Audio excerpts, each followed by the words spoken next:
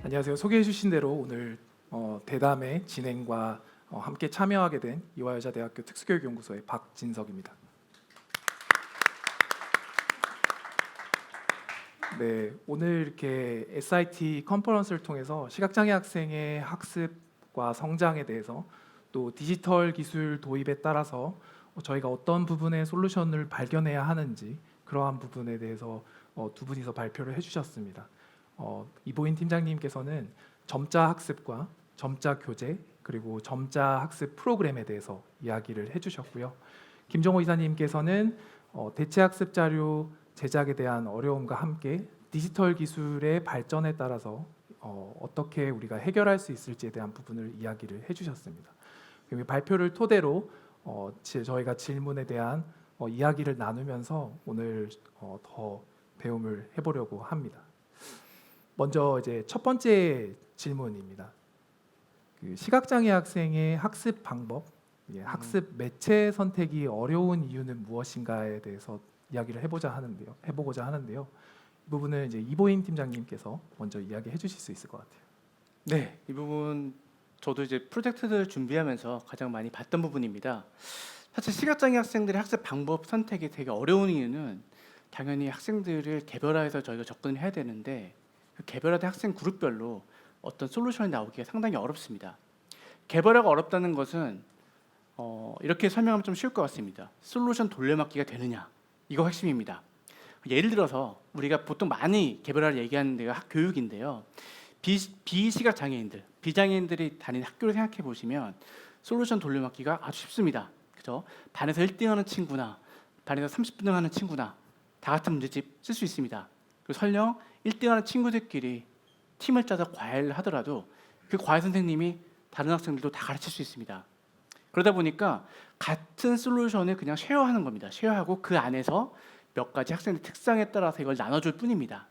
자, 그런데 시각장애 학생들을 보면은 좀 되게 달라요. 어떻게 다르냐면 예를 들어서 저시력 학생이다. 혹은 전맹에서 점자를 써야 된다. 너무나 다릅니다.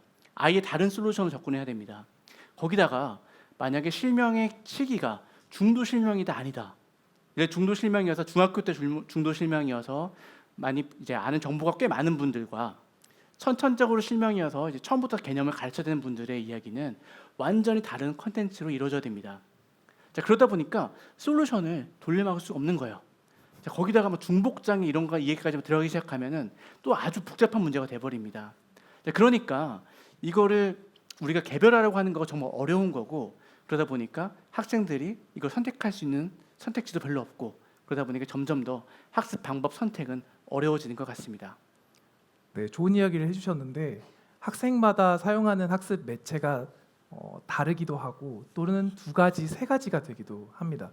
아까 이제 문제제기 영상에도 보셨다시피 두 학생이 나와서 한 학생은 점자를 선호하고 한 학생은 긴 지문을 들을 때 음성을 사용합니다.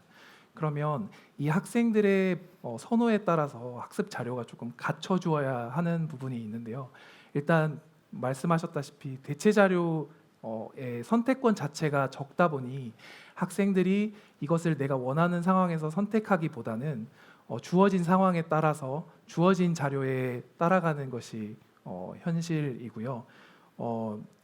이것이 이제 학습 매체 선택에 있어서 어려운 이유가 될 것 같습니다. 네, 그럼 다음 질문으로 이제 넘어가서 이제 사전 질문으로 주신 것인데요. 디지털 기술이 계속 발달하고 있습니다. 이제 김정호 이사님께서도 얘기를 해주셨는데 그럼에도 불구하고 이제 행복나눔재단과 시각장애 학생 교육을 종사하는 분들은 점자가 필요하다고 얘기를 합니다. 음성이 점자를 대체할 수 없을까요? 현대사회가 됨에도 왜 점자에 기반할 수 있는 학습이 왜 필요할까요? 이 부분에 대해서는 이제 이보인 팀장님이 또 얘기해 주실 수 있을 것 같아요. 네, 사실 저는 이 프로젝트를 담당하기 전까지는 사실 시각장애에 대해서 잘 몰랐던 사람입니다. 많은 분 중에 시각장애인이 계셨던 것도 아니고 처음부터 그래서 뭐 나쁘게 말하면 잘 모르는 거고 좋게 말하면은 조금 더 객관적인 시각에서 이 문제를 볼 수 있었던 것 같습니다. 자, 문제를 처음에 딱 저희가 받은 다음에 가장 먼저 고민한 게 점자가 맞나 이거였습니다. 점자가 맞나? 과연 점자를 공부하는 게 맞는 건지. 뭐 저희가 열심히 프로젝트 몇 년간 걸쳐서 만들어 왔더니 갑자기 음성 세상이 확 열리면 이제 저희가 다 망하는 거기 때문에 그러면은 점자가 진짜 맞는지에 대한 확신이 필요했습니다. 필요했고 거의 초반에 3달 정도는 그 고민했던 것 같아요. 점자가 정말 필요한 건가? 그 음성으로도 하는 게 더 빠른 거 아니야? 점자가 그래 필요하다고 치지만 점자 그렇게 공부하기 어려운데 그걸 꼭 해야 되는 건가? 이런 고민들이 꼬리에 꼬리를 물고 뭐 잠을 못 잤었는데 근데 저희가 이제 이걸 가지고 뭐 저도 많이 노력을 했지만은 많은 학생들이 만나봤습니다. 만나보고 전문가분도 만나보고 하는데 솔직히 말하면 꼭 필요하지 않다는 분도 계셨고, 예, 음성이 들어갈 거다는 말도 있었고, 점자가 필요한 분도 계셨었는데 제가 만약에 판단했을 때 저의 결정에 결정적인 이유를 주셨던 것이 뭐 제가 발표 때도 말씀드렸지만 점자의 필요성 중에 자기의 머리로 생각하면서 그 공부하는 속도대로 읽는 것, 그거는 음성이나 이런 것으로 대체하기 좀 어렵고 꼭 점자를 가지고 훈련을 해야지만 그런 것들이 학습이 꼭 필요하다. 그러니까 어떤 일상생활을 하거나 약간 낮은 수준의 학습할 때까지는 음성이 가능하겠지만 이걸 가지고 공부를 더 많이 하고 싶다라든지 이걸 가지고 어떤 것을 연구하고 싶다라 그러면 어떤 점자가 있지 않고서는 상당히 쉽지 않은 일이다라는 것을 좀 알게 됐고요. 그러다 보니까 그래 저희가 어차피 이거를 그냥 뭐 간단하게 일상생활 하게 해줍시다 이런 문제가 아니라 시각장애인의 학습을 얘기하는 거라면 점자가 우리가 들어가야겠다라는 생각을 가지고 접근하게 되었습니다. 네, 좋은 얘기 해주셨어요. 지금 학령기 아이들 이제 초등학교 학생들 또는 학업에 집중해야 할 시기의 학생들에게 가장 중요한 것이 본인이 스스로 정보를 다루고 정보를 가지고 문제를 해결할 수 있는 능력이 필요한데 이 부분에 있어서 점자라는 측면은 시각장애인의 고유한 문자라는 측면에서 아주 가치가 있다고 저도 생각하고 있습니다. 그러면 이 디지털 시대에 점자를 더 확장성 있게 조금 사용할 수 있는 방법은 없을까 이제 고민하게 됩니다. 이 부분에 대해서는 좀 김정호 이사님께서 얘기해 주실 수 있을 것 같아요. 네, 그 독일 사례가 우리가 좋은 벤치마크라고 생각을 하는데요. 독일에서는 그 8점 점자를 많이 활용합니다. 8점 점자, 그러니까 점자는 일반적으로 6점으로 알고 계시죠. 그런데 점자 디스플레이나 또는 점자 프린터들은 2점을 더 추가해서 8점 점자를 표시할 수 있는 도록 만들어져 있습니다. 일반적으로 이제 우리가 다 6점만 쓰니까 6점 점자만 쓰긴 하지만은 그래서 어떤 분야에서 많이 쓰냐면 그 수학, 과학 그리고 컴퓨터 코딩 이런 데 많이 씁니다. 왜냐하면은 점자가 6점일 때는 표현할 수 있는 가지수가 63가지지만 2점이 늘기 때문에 그 아스키 코드 하고 같은 128가지를 표현할 수가 있죠. 그러다 보니까 굳이 뭐 대문자 표시를 해준다든가 점자에선 대문자를 앞에 이렇게 점 하나를 둬가지고 표시를 하거든요. 그런 작업이라든가 하는 것들을 생략할 수 있고 훨씬 효율적으로 점자를 활용할 수 있습니다. 그래서 디지털 시대에는 아무래도 점자를 종이 매체보다는 점자 디스플레이나 이런 거를 많이 사용할 거기 때문에 8점 점자를 이제 도입하는 거를 어느 정도 고민해 볼 필요가 있고 뭐 기반은 마련되어 있으니까 교육하거나 활용하는 것만 좀 활성화되면 훨씬 점자를 디지털 시대에 맞게 활용할 수 있을 것 같습니다. 네, 다음 질문으로 넘어가 보겠습니다. 그러면 이제 다시 시각장애 학생 이 학습으로 돌아와서요. 시각장애 학생을 위한 어떤 학습법이나 학습 도구, 학습 자료 개발이 더딘 이유에 대해서 두 분께서도 얘기해 주셨지만 현장의 이야기를 조금 더 해주시면 좋을 것 같아요. 프로젝트를 진행해 보시면서 이보인 팀장님께서 어떠한 문제를 발견하셨는지 이야기해 주실 수 있을까요? 네, 그 보조도구 개발이 더딘 이유는 어떤 기술적인 부분보다는 저는 구조적인 문제에서 좀 봐야 된다고 생각합니다. 예를 들면은 보조도구 개발이 안 되는 이유는 딱 하나입니다. 돈이 안 되기 때문이에요. 네, 시장이 없습니다. 아까 제가 말씀드린 것처럼 한 학년에 공부하는 학생들이 10명 정도밖에 안 돼요. 그런 얘기는 학습 환경이 조금 좋아져서 더 많이 늘어난다고 해봐야 20명, 30명 정도가 한계입니다. 1년에 30명 정도의 잠재 고객이 올라오는 시장이에요. 이분들 다 산다고 해도 매출 절대 안 나오죠. 자, 그러다 보니까 이거 자체로는 당연히 돈이 안 되고 운영할 수가 없습니다. 사업화 자체가 불가능해요. 자, 그런데 이거를 메꿔주려면은 이거를 그래도 개발하려면 어디 들어가야 되냐면은 임팩트 투자가 들어가야 됩니다. 자, 그런데 요즘에는 임팩트 투자라고 하더라도 임팩트 투자 역시 돈도 벌고 포트폴리오도 좋게 가져가려고 하기 때문에 또 안 해줘요. 예. 중요한 장애나 빈곤 같이 정말 어려운 부분에서는 투자가 안 들어오고 오히려 좀 임팩트스럽지만 돈이 되는 분야가 있습니다. 뭐 유기농이라든지 뭐 에듀테크라든지 뭐 기후라든지 이런 부분들은 돈이 팍팍 들어가죠. 돈이 되니까. 자, 그러다 보니까 장애나 빈곤 같이 정말 중요한 부분들은 오히려 이런 데서도 소외를 받는 거죠. 자, 그러다 보니까 이제 어디로 흘러가냐면은 이게 상당히 기술이 필요한 거 이상으로 팬시하게 됩니다. 기왕 만드는 거 이제 홍보라든지 아니면 적어도 신문에 한번 나올 법한 기계들이 나오게 되죠. 그게 무슨 얘기냐면은 그렇게까지 필요가 없는데 블루투스가 들어가고 뭐 어디 AI가 들어가고 반도체가 막 들어가요. 휴대폰에 연결해서 사용하게 되고 이런 건데 생각해 보면 이게 정말 필요한지는 좀 봐야 됩니다. 현장에서는 그게 안 중요할 수 있거든요. 현장 가 보시면은 뭐 딴 게 있는 게 아니에요. 그냥 종이에다가 그냥 점자 연습하잖아요, 그죠?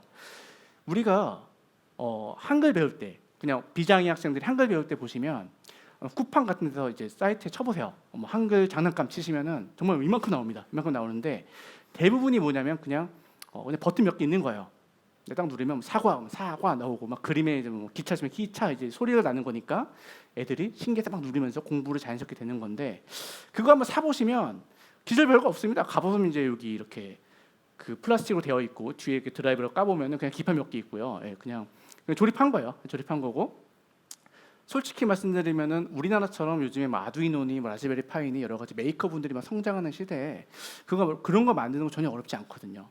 자, 그런데 현장에서는 그런 약간 뭐 저희 팀의 용어로 치면 어제 기술이라고 그러는데 그런 기술로 된 걸 원하는데 막상 시장에 나오는 것들 보면은 되게 이제 멋있는 기술지만 우와 가슴이 웅장해지는 그런 이제 디바이스들만 나오는 거예요. 자, 그러다 보니까 그것도 가격도 비싸잖아요. 비싸고 이제 물 한 번 쏟으면 고장 나고 뭐 이런 건데 이런 것들이 현장에서 잘 쓰일 수가 있을까라는 고민들이 있어서 막상 그런 것들이 생각보다 이런 시장의 구조 때문에 시장과 투자나 이런 것들 전체적인 구조 때문에 정말 필요한 보조도구들은 개발이 잘 안 되고 있는 것 같다라는 좀 생각이 들고 있습니다. 저도 이 이야기에 아주 공감을 하는 것이 점자 학습 도구 같은 거 보시면 처음에 이제 유치원 시기나 초등학교 저학년 시기에 이제 아주 기본적인 전판, 전필 그리고 학습 도구로 시작을 합니다. 그러다가 이제 갑자기 초등학교 한 고학년이 되면 500만 원짜리, 600만 원짜리 점자 정보 단말기라고 하는 아주 비싼 도구가 되게 돼요. 그러면 사실 그 사이에 갭이 어마어마하게 있는 것이거든요. 그러면 이제 제가 학생들을 가르치는 교사의 입장에서 봤을 때 이 중간 사이에 뭔가 학습 도구가 없을까?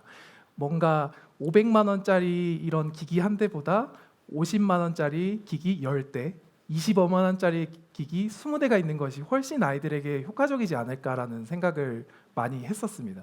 그러면 이제 어떤 그 중간 사이에 뭔가 역할을 할 수 있는 어떤 학습 도구나 이런 부분에서 행복나눔재단에서 고민하고 있는 영역이 있을까요, 혹시?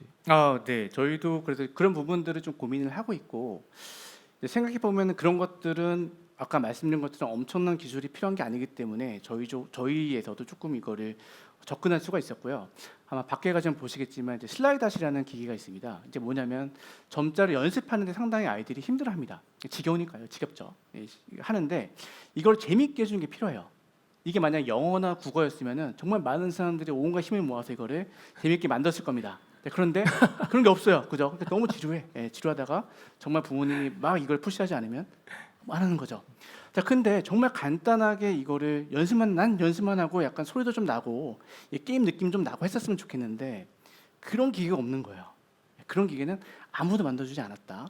그래서 그걸 저희가 그럼 우리가 한번 만들어 보자. 그래가지고 아주 간단하게 지금 저거는 이제 아두이노 기반인데 아두이노랑 만들고 그걸 잘 하시는 기술자분들과 연결을 해가지고 저희가 간단한 이제 프로젝트를 만들었습니다.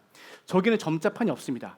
그러니까 점형이 자동으로 올라오고 내려가는 건 없고요. 그거가 들어가는 순간 수십만 원이 막 깨지기 때문에 그걸 안 하고 어차피 예, 어차피 연습은 정해진 점자로 하잖아요, 그죠? 그러니까 점자를 플라스틱으로 만들어가지고 정의 조기이긴 한데 플라스틱으로 만들어서 그 점자 카드를 가지고 저희가 테스트 계속 연습을 할 수 있게끔 만들었습니다. 뭐 이런 과정들이 좀 거칠 수 있을 것 같고요. 저것도 보면 이제 원가나 단가 기준을 보면 한 10만 원 정도가 되는데 저걸 대량 생산하면 더 낮아지겠죠. 예, 근데 만약에 20대, 30대 정도 만든다 그러면 저 정도까지는 선으로 만드는 것이 지금의 한계지 않을까 생각하고 있습니다. 네, 감사합니다. 다음 질문 주시면요. 그래서 이제 디지털 학습 환경 변화에 따라서 어떤 거기에 발생하는 문제들도 있을 것 같아요. 이제 김종호 이사님께서 AI 디지털 교과서가 이제 교육부 주도로 2025년부터 이제 도입이 될 거라고 말씀을 해주셨거든요. 그러면 그런 디지털 교과서를 사용하는 측면에서 학생들에게 시각장애 학생에게 조금 발생할 수 있는 어떤 이슈들 또는 그 사이에서 간극을 메워야 할 어떤 부분들이 어떤 부분을 예상하시는지 이야기해 주실 수 있을까요? 제일 걱정이 되는 건 학생들이 배워야 할 게 많이 늘어날 것입니다. 새로운 어떤 건물에 가는 거 같죠. 그러면 시각장애 아닌 사람은 그냥 이렇게 저기 화장실이 있고 여기 교실이고 금방 확인이 되지만 시각장애 학생은 다시 보행 훈련을 받고 원하는 장소로 이동하는 것을 연습해야 합니다. 그러니까 디지털 교과서도 그럴 것 같아요. 근데 학생은 또 문제가 공부를 바로 해야 되잖아요. 그러니까 3월에 교과서를 지급받으면 공부를 시작해야 되는데 이 학생은 그 사용법을 익혀야 되는 거죠. 예, 시간이 별로 없는 거죠. 전학을 갔는데 당장 내일부터 수업을 가야 되는데 교실을 찾아갈 방법은 모르는 그런 상황이 벌어질 수 있습니다. 그래서 준비를 착실히 해야 된다고 생각하고 특히 학생들이 IT 전환, 디지털 전환 과정에서 잘 적응할 수 있도록 정보화 교육, IT 활용 교육 이런 것들을 체계적으로 하는 게 되게 필요하다고 생각합니다. 네, 그래서 김종호 이사님께서는 어떤 기술 개발에 따른 학생들의 준비가 필요하다는 부분을 얘기해 주신 것 같아요. 네, 다음 질문입니다. 그 기술을 통한 접근성이 중요하게 되었습니다. 아까 말씀하신 대로 뭐 아이폰이 등장함에 따라서 그 기능에 따라오는 접근성 기능이 있는데 이 접근성을 확보하고 개선하는 데 있어서 어떤 저희가 고려해야 될 점 또는 먼저 풀어야 될 과제가 있을 것 같아요. 이제 AI 디지털 교과서에 대해서 상당히 희망적으로 얘기해 주셨지만 희망적인 단계로 가기 전까지 저희가 뭔가 이슈들이 발생할 수 있을 것 같거든요. 거기에 대해서 김종호 이사님께서 얘기해 주시면 좋을 것 같습니다. 네, 매우 희망적이고요. 저는 그런데 또 현실은 좀 많이 다른 것 같습니다. 지난 9월에 이제 개발 가이드라인이 공개되고 출판사들 대상으로 설명회가 진행됐는데 현장에서 굉장히 많은 걱정, 우려가 있었습니다. 그러니까 디지털 교과서도 새로운 것인데 게다가 자신들이 잘 모르는 장애 학생들까지 잘 쓸 수 있도록 접근성까지 지원하라고 하니까 이거 너무 어렵다. 예, 너무 어려운 과제다라는 현장 목소리가 많았습니다. 분명히 시각장애 학생이 시각장애 학생 아닌 다른 학생과 똑같은 교육 환경에서 공부하는 것은 중요하죠. 앞에 그 영상에서도 현장 선생님께서 그 얘기를 하셨죠. 그런데 맞는 일이고 좋은 일이고 당연히 해야 되는 일입니다. 그러니까 그걸 해라고 정해놓고 이렇게 해야 돼라고 가이드라인까지는 제시를 해줬는데 실제로 그 일을 해야 될 사람들은 출판사고 출판사 기획자, 개발자들이죠. 상당히 많은 부담이 발생합니다. 경제적으로 많은 비용이 발생할 거고요. 대표적으로 수식 같은 경우에 지금 교과서를 만들 때는 그냥 수식을 그리면 되는데 시각장애 학생이 그걸 이용하려면 다 메세멜과 같은 실제 마크업 언어로 코딩을 해줘야 돼요. 생각만 해도 돈이 많이 들 것 같죠. 네. 그림 설명도 넣어야 됩니다. 그림만 지금은 넣었는데 그림 설명도 넣어야 돼요. 그럼 또 누군가가 작성을 해야 됩니다. 지금 이제 그 공영방송 같은 경우에 화면 해설 서비스를 제공하는데 정부에서 방송사들을 많이 지원을 합니다. 마찬가지로 저는 정책적 목표, 그다음에 사회적으로 필요한 것들을 국가가 정하고 민간이 그거를 이제 따르도록 하는 거는 맞지만 그 과정에서 특히 전환 과정에서 발생하는 상당히 큰 부담이 있고 그 부담을 전적으로 그 출판사나 이런 곳에 지우는 거는 맞지도 않고 또 제도가 안착하는데 굉장히 큰 걸림돌이 될 거라고 저는 생각합니다. 그래서 기술 또 컨설팅 그다음에 실질적으로 어떤 지원 체계들을 만들어서 해야 그냥 뭐 선언적인 어떤 것이 아니라 진짜로 시각장애 학생들이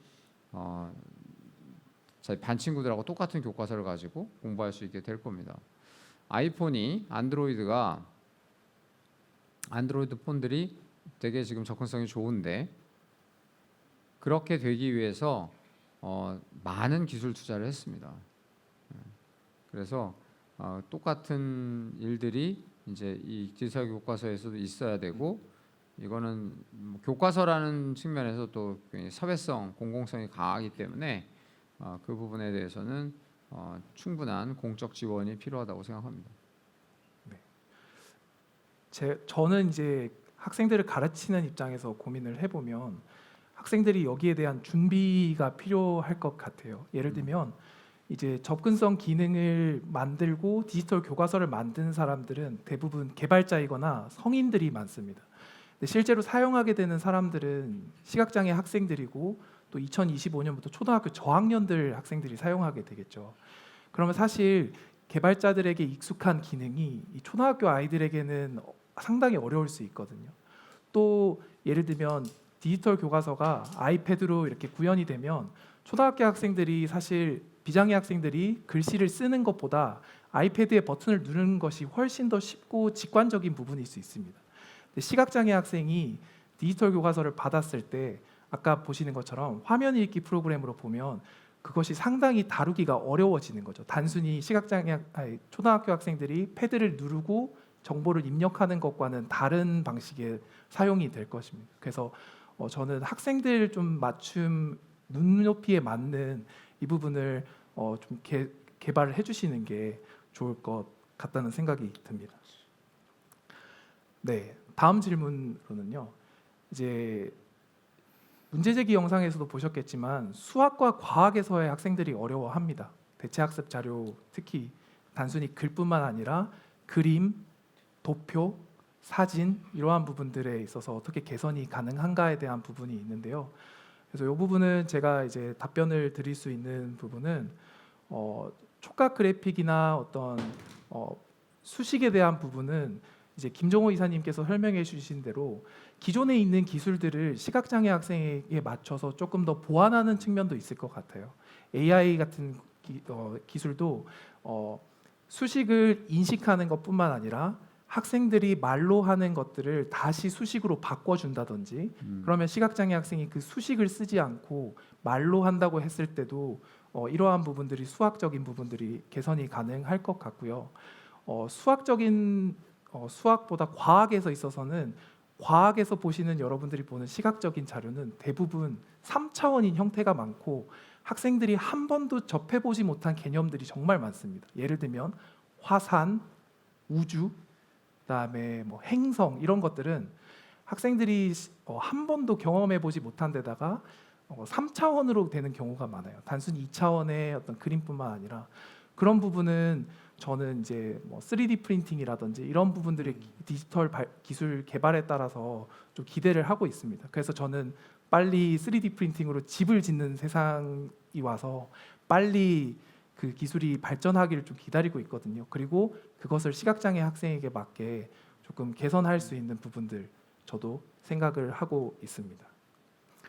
네, 다음 질문으로 넘어가서 이것도 사전에 이제 질문을 해주셨는데 국내 이제 시각장애 학생을 위한 촉각 자료 제작을 위한 어떤 데이터베이스 구축 방안에 대해서 얘기를 해주셨어요. 이제 이 부분은 지금 재단에서 이미 하고 계신 어떤 에듀모아의 사례나 경험들이 있을 것 같아서 이보인 팀장님께서 얘기해 주시면 좋을 것 같습니다. 네. 국내 시각장애인 촉각자료 제작을 위한 데이터베이스 구축 방안이 아직 있는 건 아니고요. 이제 저희가 이걸 보고 준비를 해야 되는데 사실 에듀모아를 만들 때 생각해 보면 가장 제가 좀 의아했던 부분은 사실은 커뮤니티의 부재였습니다. 사실 저희 같은 경우에는 재단 같은 경우는 여러 이제 장애 영역을 다루는데 다른 장애 영역에 비해서 커뮤니티가 별로 없었어요.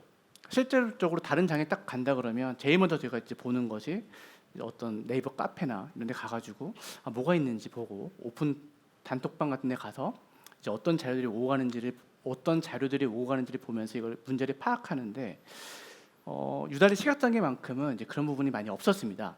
많이 없었고 그러다 보니까 어떤 저명 문제집 같은 거를 신청할 때도 개인적으로는 사실 이해가 잘 안 된 거예요. 그거 어차피 한 사람당 4건에서 6건씩 해주는데 10명이 잘 모여가지고 이걸 잘 만들면 뭐 1년에 60건 정도 나오는 거고 옛날 거 다 모아두면은 뭐 1년에 200건 정도는 볼 수 있는 거거든요. 이론상 그렇습니다. 그런데 이런 것들이 왜 안 되고 있지? 그러니까 안 되고 있는 이유가 있을 건 아닌데 어쨌든 다른 데보다 좀 다르구나라는 생각을 좀 많이 하게 됐고요. 그러다 보니까 저희도 그러면은 아예 어떤 저런 데이터베이스를 한번 만들어 보자 그래가지고 에듀모어가 나왔습니다. 에듀모어도 봤을 때도 보면 이제 문제가 국토원에도 자료들이 있고 그다음에 전국에 있는 복지관에도 이제 보이지 않았던 자료들이 많은데 그런 것들 다 모으는 작업을 하고 이제 거기 들어가 있는 거고요. 그러니까 이거는 에듀모어는 사실은 뭐 플랫폼이나 이런 건 아닙니다. 커뮤니티 기능도 하나도 없고 그런 것들은 사실 저희가 하시는 부분은 아니고 재단이 저희가 할 수 있는 것은 말씀하신 것처럼 어떤 데이터베이스를 구축하는 것이 될 것 같고 에듀모어라는 그 사이트에 말씀하신 시각장애인 촉각자료 같은 것들을 이제 잘 만들어서 데이터베이스를 만들어 놓는다면은 충분히 많은 도움이 되지 않을까 생각을 합니다. 실제로 초등학교 이제 수업 현장 이제 비장애인들 초등학교를 잘 가보면 거기서도 요즘에는 이제 요즘 초등학생들이 이제 웬만한 걸로 감동을 안 하기 때문에 뭘 가르치려고 그러면 막 영화 찍고 막 난리가 납니다. 가서 저도 이제 학부모 창관 가보면 뭐 저런 거 어떻게 준비했지 막 그랬는데 알고 보니 이제 그런 걸 다 정리해 놓은 사이트가 있더라고요. 그래서 그런 식으로 데이터베이스가 있고 그거를 활용할 수 있게 하는 게 되게 중요한데 만약에 여기서도 그런 게 있다 그러면은 너무 좋을 것 같습니다. 네, 정말 여기도 저는 에듀모아를 보면서 상당히 반가웠어요. 일단은 한눈에 볼 수 있는 어떤 공간 자체가 형성됐다는 거에 대해서 특히 대체 학습 자료에 대해서 상당히 반가웠고 보통 이제 통합교육된 아이들 일반 학교에 다니는 시각장애 학생들 같은 경우에 학생들, 학부모님 그리고 특수교사들이 이런 대체학습 자료, 점자나 된 자료들을 개인적으로 물어보시고 찾아다니시고 복지관이나 아니면 기관별로 그다음에 맹학교에 전화를 해보신다든지 이렇게 일일이 컨택하셔서 개인적으로 구하시는 노력들을 많이 하고 있어서 이러한 부분들을 좀 개선할 수 있는 어떤 통합적인 어떤 플랫폼이나 좀 포털 같은 게 있으면 좋지 않을까라는 생각을 했었어요. 예를 들어서 여기 계신 분들이 각 기관에서 오신 분들도 많고 촉각 자료를 따로 이제 제작해서 보급하시는 분들도 많고 저같이 학습법을 연구하는 사람도 있는데 이 학생들과 학부모님 또는 가르치는 선생님들을 위해서 이것들을 조금 한눈에 볼 수 있도록 각 기관에 있는 어떤 서비스들을 물리적으로 한 번에 볼 수 있는 어떤 플랫폼이나 포털 같은 게 있으면 정말 좋겠다고 생각을 했었습니다. 그러면 통합교육 되어 있는 아이들도 이 사이트를 통해서 각 기관별로 서비스하고 있는 것들 또 새로 나오는 어떤 학습법이나 학습 도구들에서 곧바로 정보의 어떤 정보를 획득할 수 있는 그런 공간들이 저는 아주 필요하다고 생각을 했었고 여기에 대한 연구도 제가 하나 했지만 지금은 어떤 아이디어에 조금 그치고 있긴 합니다. 네, 그러면 이제 다음 질문으로요. 역시 사전 질문입니다. 그 시각장애 학생 통합교육의 이점과 관련 해외 사례에 대해서 이렇게 질문을 해주셨는데 이 부분은 제가 조금 설명을 드릴 수 있을 것 같아요. 이제 미국의 사례를 들어보면 특수 교사 이제 특수 교사가 시각장애 학생을 따로 지도할 수 있는 자격증이 따로 있습니다. 그러니까 특수 교사 있고 시각장애 학생 지도하는 특수 교사가 따로 있고요. 대부분의 아이들이 이제 일반 학교에서 통합 교육을 받고 있는데 그러면 이제 시각장애 학생을 위한 어떤 맞춤 지원들이 조금 더 필요하게 될 것이잖아요. 그러면은 학생들에게 그 특수교사가 방문을 해서 어떤 점자라든지 보조공학이라든지 또는 보행법에 대해서 지도를 하게 됩니다. 하지만 이것도 다 커버할 수는 없기 때문에 미국에서는 이제 어떤 사례를 활용하냐면 시각장애 학생이 일반 학교에서 교육을 받다가 이러한 교육을 좀 몰입적으로 해줄 수 있도록 특수학교로 잠시 단기간에 이동해서 받을 수 있는 프로그램들이 있어요. 그러면 한국 같은 경우는 이제 전학을 가야 되기 때문에 이 부분이 상당히 어렵습니다. 그러니까 두 기관 사이에 어떤 단절 부분이 있기 마련이에요. 그러면 한국 같은 경우에는 학생이 전학을 갔다가 다시 학교에 오고 이런 방식이 있는데 미국 같은 경우에는 이러한 지원들을 좀 집중적으로 해줄 수 있는 기관에 학생이 단기간에 서비스를 받고 다시 일반 학교로 돌아가게 되고 그러한 부분들에 대한 유연함이 조금 통합교육을 더 성공을 이끌 수 있는 그런 요소인 것 같고요. 오늘 얘기하고 있는 어떤 대체학습 자료에 대한 부분에서는 시각장애 학생을 위해 이제 대체학습 자료를 제작해주는 기관이 별도로 있습니다. 아까 모나크라는 영상 보셨잖아요. 거기서는 이제 김정호 이사님 말씀하신 APH, American Printing House for the Blind라는 쪽에서 학생의 대체학습 자료를 교과별로 제작도 하고 보급을 합니다. 그러면 학생들 입장에서는 어떻게 이 자료를 이용하냐면 학생들이 그 기관에서 제작한 자료를 선택적으로 필요하게 살 수 있도록 바우처 같은 서비스가 있어요. 그러면은 제작은 이 기관에서 하게 되고 학생들과 학부모님 또 특수교사가 협의해서 이 필요한 올해는 이 학생에게 이러한 자료가 필요하구나 하면서 자율적으로 선택할 수 있는 측면이 있는 거죠. 그러면 앞쪽에서 처음에 말씀드렸다시피 학생들에게 어떤 필요한 학습 도구의 문제들도 해결해 줄 수 있고 자율적으로 학습 매체를 선택할 수 있는 부분도 보장해 줄 수 있다는 측면이 있습니다. 네. 그러면 이제 다음으로는 이제 그 심플로우로 이제 들어온 이제 질문을 한번 보도록 하겠습니다. 네. 먼저 이보인 팀장님에게 질문해 주셨는데 그 점자로 공부하는 학생이 전국에 10명밖에 없다는 사실에 놀랐습니다. 그렇다면 나머지 시각장애 학생들은 어떤 진로를 선택하는가? 또 만약 점자 학습의 접근성이 제고된다면 점자 학습의 학습 학생 수가 더 많아질 것이라고 생각하시는지 이 부분에 대한 답변을 해주실 수 있을까요? 네, 저희가 봤을 때는 일단 10명밖에 없다는 거는 저 역시 매우 놀랐고요. 사실 제가 이 이야기를 밖에서 얘기할 때 많이 물어보거든요. 우리나라에 점자로 공부하는 학생들이 몇 명이실 것 같습니까? 그러면 제일 많이 나오는 대답이 한 2,000명, 3,000명 이런 얘기가 나옵니다. 네, 되게 어이가 없으시죠? 많이 웃으시는데 되게 진지하게 답변하세요. 네, 그래서 제가 10명이다 그러면 되게 놀라십니다. 네, 놀라죠.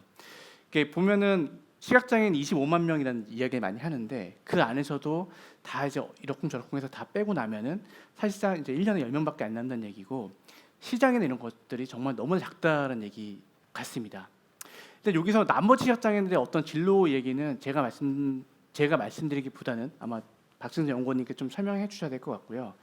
그리고 두 번째 질문에서는 점자 학습성이 제고된다라면 저 부분은 더 많아질 것이라고 생각하냐? 저는 많아질 거라고 생각합니다. 분명히 지금도 보면은 아까 에듀마 사례처럼 문제집이 없어서 포기하거나 점자가 배우기 어려워서 포기하거나 하셨던 분들이 충분히 있으실 것 같고요.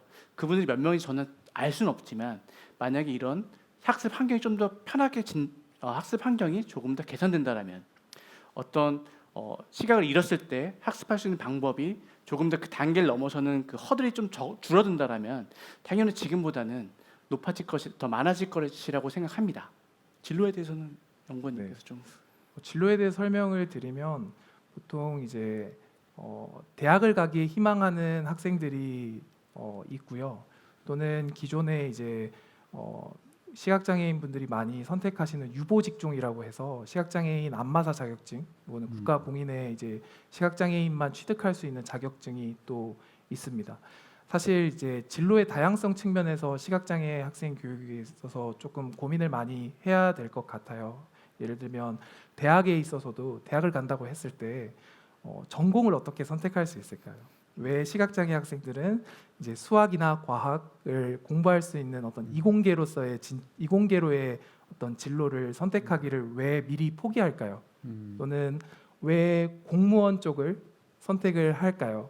이 부분은 아무래도 다른 민간 영역보다 이제 이 공적인 영역에서 접근성이라는 측면을 더 보장해주고 그러면 그 안에서 직업적인 어떤 본인이 전문성을 발휘하기에 훨씬 더 좋은 환경이기 때문에 학생들도 선택하는 게 아닐까라는 생각을 해봅니다.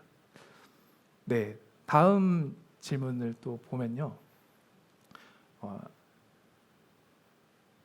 김종호 이사님께 질문을 해주셨는데 이사님 말씀대로 디지털 교과서 및 스마트 디바이스의 활용이 기대됩니다. 하지만 이런 스마트 디바이스를 잘 사용하기 위해서는 접근성과 사용성이 잘 갖추어야 됩니다. 그러면 접근성의 경우 보이스 오버나 톡백에 대한 가이드라인이 있지만 무엇보다 기준이 애매한 부분은 사용성이라고 생각합니다. 예를 들어서 유저 인터페이스 자체가 복잡하거나 유저 경험 과정 자체가 어렵게 설계되어 있다면 접근성, 예를 들어 스크린 기능을 탑재하더라도 사용이 쉽지는 않을 것 같습니다. 그러면 디지털 콘텐츠를 개발하고 있는 기업, 개발자 입장에서 접근성과 사용성과 관련해서 참고할 만한 어떤 우수 애플리케이션이나 가이드라인, 어떤 모범 사례가 있으면 얘기해 주시면 좋을 것 같아요. 네, 그 접근성하고 사용성이 이제 항상 같이 가는 건 아니죠. 그 접근성은 뭐 비유할 때 그 휠체어 경사로로 얘기하죠. 그래서 경사로가 있냐 없냐. 근데 사용성은 경사로가 충분히 경사가 좀 완만해서 누구나 휠체어를 타고 이제 그 이용해서 경사로로 건물에 드나들 수 있어야 되는 거고 사용성이 안 좋다는 얘기는 경사 각도가 높아서 좀 이용하는데 불편함을 겪는 사람이 많아질 수 있죠.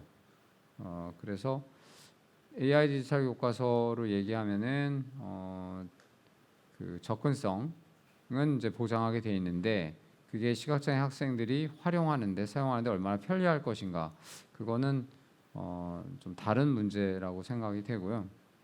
애플리케이션이나 디지털 콘텐츠 개발되어 있는 것 중에 베스트 케이스를 아마 물어보신 것 같습니다. 점점 없어지고 있습니다. 베스트 케이스가.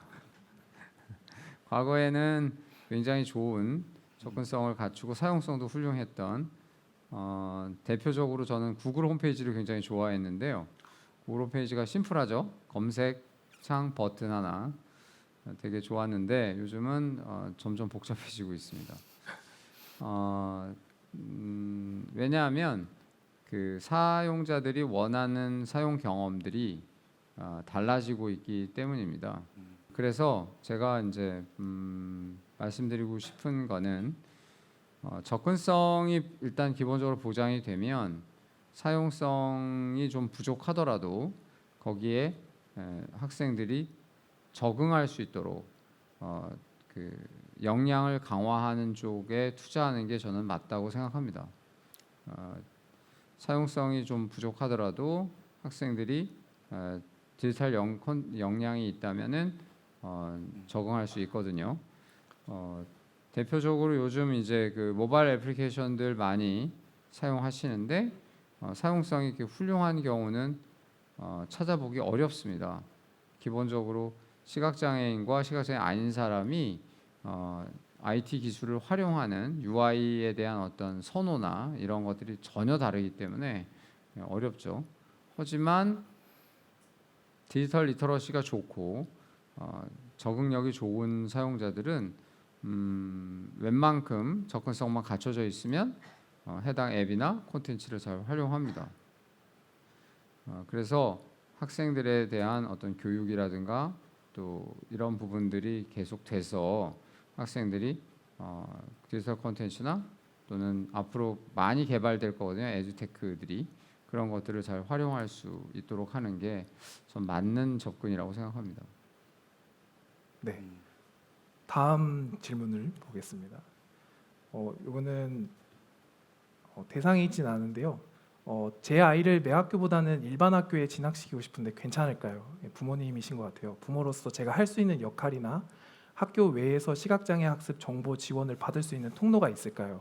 이것은 제가 아까 말씀드린 어떤 정보를 모아놓을 수 있는 어떤 공간이라든지 부모님이나 학생들이 조금 찾아가기 쉽게 정보를 단순하게 할 수 있는 부분들을 좀 얘기를 해주신 것 같아요. 혹시 뭐 행복나눔재단에서 요걸 위해 관련해서 생각하신 아이디어라든지 네. 아니면 뭐 그게 있으신지. 여기 김정우 이사님께 하라고. 아, 김정호 이사님께 질문을 한다고 돼 있네요. 아, 네. 당사자 입장에서 물어보신 것 같아요. 제가 아, 봤을 네. 때는. 그러니까 통합교육이라고 하죠. 통합교육과 그 다음에 특수교육 모두 일장일단이 있다고 생각합니다. 일단 그렇게 생각하고요. 그 각 지역별로 시각장애 특수교육 지원 센터들이 존재합니다. 그리고 거기 계신 선생님들이 그 순회 지원이라고 해서 학교 통합교육 받고 있는 학생들을 찾아가서 점자 교육이나 보행 이런 것들을 지도해주거나 또는 주말에 별도로 그 와서 이렇게 훈련하는 프로그램들이 있습니다. 그래서 그런 거를 적극적으로 활용하시는 게 필요하고요. 그 다음에 통합교육을 만약에 그 자녀분을 통합교육을 이제 시키고자 하신다면 학생이 교육 환경에서 잘 적응할 수 있도록 하는 그 디지털 리터러시 교육을 어렸을 때부터 열심히 하는 게 필요하다고 생각합니다. 마치 건강을 위해서 태권도장 다니는 것처럼. 근데 의외로 부모님들이 아이한테 스마트폰을 사주면 게임하고 시각장애 학생이 할 수 있는 게임은 별로 없어요. 다행히. 네, 그래서 크게 염려 안 하셔도 되고 유튜브나 이런 것만 보지 않을까? 뭐 그럴 수 있죠. 네, 그럴 수 있습니다. 그런데 유튜브든 어떤 디지털 콘텐츠를 활용하려면 학생이 IT 기술을 잘 써야 됩니다.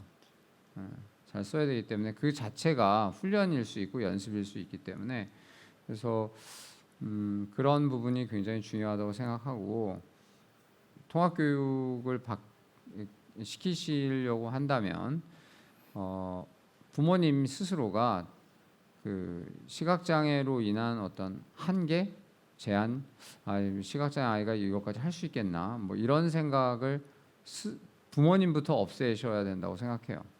네, 그러니까 왜냐하면 학교에 가면 그런 얘기를 많이 듣게 되고 학생이 그런 도전을 계속 받게 되니까 부모님이 그런 거에 만약에 동의하시고 이러면은 학생이 상당히 많이 힘들 수 있죠.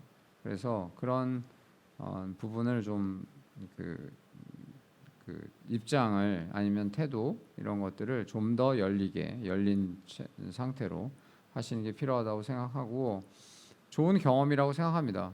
특수교육도 그렇고 특수교육은 또 특수교육대로의 장점이 있죠. 또 통합교육은 통합교육대로의 장점이 있고 그래서 그런 부분들을 근데 어느 쪽이 좋다 뭐 그런 분들이 또 계세요. 저희가 이제 그 교과서를 하다 보니까 특수교육보다는 어차피 이 아이가 그 일반 사회에 통합돼서 살아야 되는데 통합교육을 받는 게 맞다. 뭐 그럴 수 있죠. 맞는 얘기입니다. 근데 또 통합교육을 받으면 비장애 아이들 사이에서 아이가 위축되고 그럴 수 있으니까 특수교육이 낫다. 그것도 맞는 얘기입니다. 그런데 그러니까 어떤 교육 방법이 좋다는 것이 아니라 자녀분의 어떤 하고 계속 소통하시면서 그 자녀가 좋은 길을 찾아갈 수 있도록 그렇게 해주시면 좋을 것 같습니다. 네, 이제 시간이 다 되어서 마지막 질문을 이제 드리고 마치려고 합니다. 이제 마지막 질문은 저희가 오늘 컨퍼런스 제목에 따라서 그 시각장애 학생의 학습과 성장에 있어서 가장 필요한 것이 무엇일까요? 그러면 이보인 팀장님과 이제 김정호 이사님께서 경험을 바탕으로 이야기를 해주시면 좋을 것 같아요. 네, 저는 가장 필요한 것은 결국 밸런스인 것 같습니다. 저도 오늘 강연, 이사님 강연 듣고 하면서 많이 배웠는데요. 사실 이제 엄청 큰 기술도 중요하고 그 기술 안에서 이 기술이 학생들에게 잘 전달될 수 있도록 하는 여러 가지 간격을 메꾸는 작은 사업들도 되게 중요한 것 같습니다. 그것들의 균형을 잘 찾아서 기술도 많이 발전이 되고 그 사이사이에 있는 학생들의 어려움들도 잘 해소가 된다라면 이게 조금 더 그 학습 환경이 잘 개선될 수 있을 것이라고 생각을 하고요. 또 한 가지 제가 좀 말씀드리고 싶은 거는 이런 것 같아요. 그 어떤 솔루션을 만들 때부터 조금은 더 많은 사람에게 많은 케이스별로 쓸 수 있는 것을 좀 고민하실 필요는 있을 것 같습니다. 이게 무슨 얘기냐면 저희가 대체 자료를 이제 만들고 그 대체 자료를 공부하는 걸 좀 봤는데 이제 이슈가 됐던 게 뭐냐면 비시각장애인 선생님과 함께 공부를 하려고 하다 보니까 그 점자 문제집만 딱 봤더니 이 친구가 어디 공부하고 있는지 모르는 문제들이 생깁니다.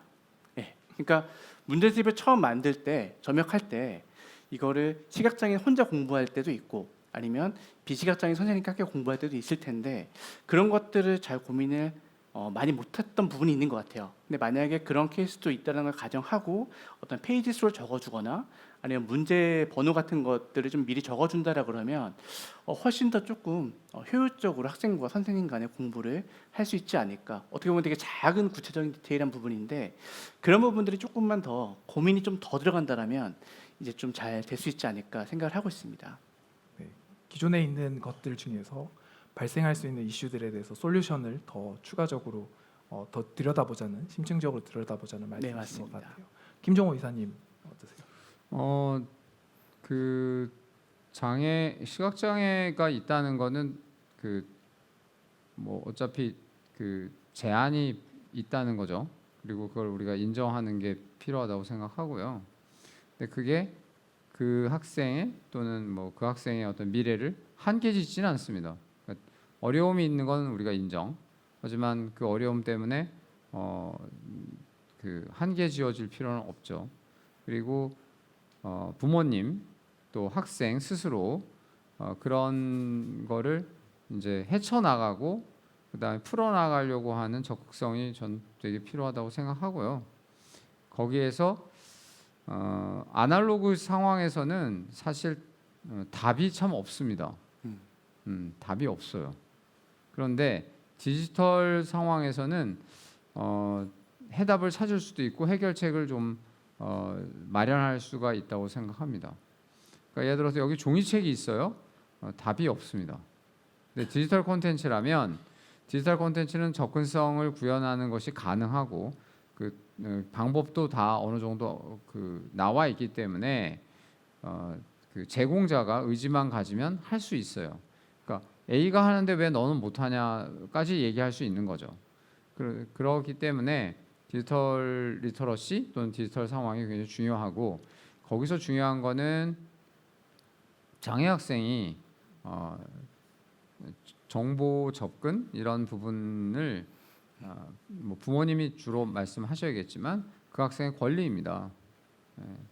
그 학생의 권리니까 권리로서 좀 보시고 또 그런 부분을 요구해 나가시는 게 필요하다고 생각해요. 저희가 그 이제 학습 자료 이런 것들을 만드는데 예전에는 자료를 만들어 드리면 되게 고맙다는 얘기를 들었습니다. 요즘은 왜 더 잘 못 만드냐고 야단을 주로 맞습니다. 저는 좋은 변화라고 생각해요. 이 학생이 공부하도록 해줘야 되지 않느냐. 너네가 그 일을 하면 제대로 해야 되는 게 아니냐. 더 잘해야 된다는 얘기죠. 저는 그 앞으로 디지털 계속 뭐 지금 메타버스나 이런 것들이 또 교육 현장에 적용이 될 겁니다. 그럴 때 아이고 우리 아이는 또 시각장애 스스로가 나는 어차피 안 돼 이렇게 생각하면 안 되고 나도 해야 된다. 나도 할 수 있게 해달라라고 목소리를 내는 것이 굉장히 중요하다고 생각합니다. 네, 오늘 이제 두 분의 강연과 저희 대담을 통해서 시각장애 학생의 학습과 성장을 위해서 저희 어른들 그리고 또는 민간의 영역이든 공공의 영역이든 발생하는 문제들을 해결하기 위한 노력들이 중요할 것 같습니다. 오늘 이 시간을 통해서 시각장애 학생의 학습에 대해서 조금 더 관심을 기울여 주셔서 감사하고 또 네트워킹 하시면서 본인 이제 전문 분야 각자가 가진 전문 분야를 가지고 이 주제를 가지고 조금 저희가 고민해 볼 수 있는 네트워킹 시간이 되었으면 좋겠습니다. 여기까지 하도록 하겠습니다. 감사합니다.